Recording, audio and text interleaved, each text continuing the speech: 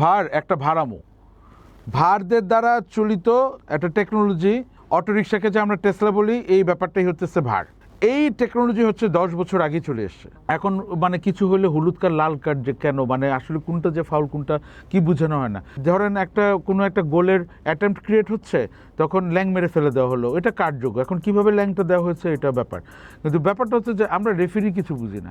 Referee যে দেখতেছে, ওটা দেখলো, এখানে বিভিন্নভাবে সাঁই সুই করে, মানে ওই সাউথ ইন্ডিয়ান মুভির মতো এখানে সাঁই সুই করে স্লো মোশনে মারতেছে, এটাই দেখলাম। ক্রিকেটে কি দেখি, আম্পায়ার দেখছে এবং সাথে সাথে হাজার হাজার দর্শক দেখছে স্টেডিয়ামে, টিভি স্ক্রিনের সাথেও আমরা কিন্তু দেখছি বল ট্রেকিং এবং এভরিথিং টেকনোলজি এবং স্নিকোমিটার।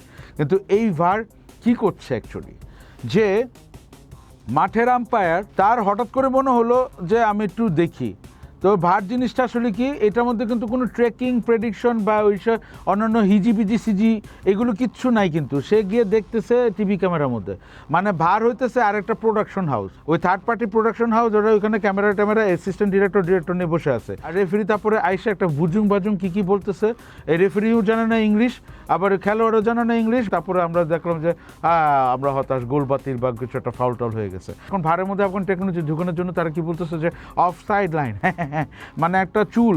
মানে আমি যে এত ফুটবল খেলি, আমি তো ভারে থাকলে, মানে বর্তমান মানে ওয়ার্ল্ড কাপে খেললে আমাকে তো একটু পর অফসাইড দিত, কারণ সবার আগে আমার ভুঁড়ি। সরি, ফাউলারটা কিন্তু আমাদেরকে লাথি গুতা মারতেছে, ওইটা আমরা কিন্তু রেফারির সাথে দেখতেছি। কিন্তু যখন এই অফসাইডের ব্যাপার আসে, রেফারি কিছু একটা দেখলো কালো পর্দায় ঢাকা, তারপরে রেফারি গম্ভীর মুখে বলল ক্যান্সেল।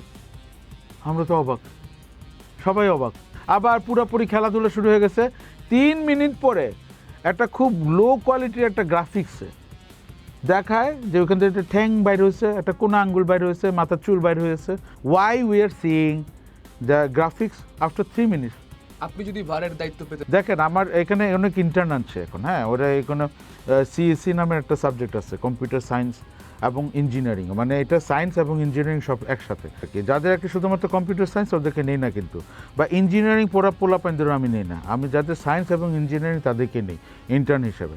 তো ওরা আমাকে কিন্তু দেখায় যে এরকম গ্রুপ দিয়ে দেখায়। এখন টেকনোলজি উন্নত হয়ে গেছে, এইসব সাইন্সুই দাগ দুগ দিয়ে এই প্রেডিক্টিভ মডেল ইউজ করে আমরা কিন্তু বলতে পারতাম যে এখন যদি খেলাটা কন্টিনিউ করতো তাহলে কোন দিকে যায়। আপনি কিন্তু সব প্লেয়ারদের মুভমেন্ট কিন্তু বল পর্যন্ত এবং মানুষের মন, আর ছেলেরা খেলতেছে তো, সো ছেলেদের মন তো বোঝা ইজি। আপনার মন কোন দিকে যায়?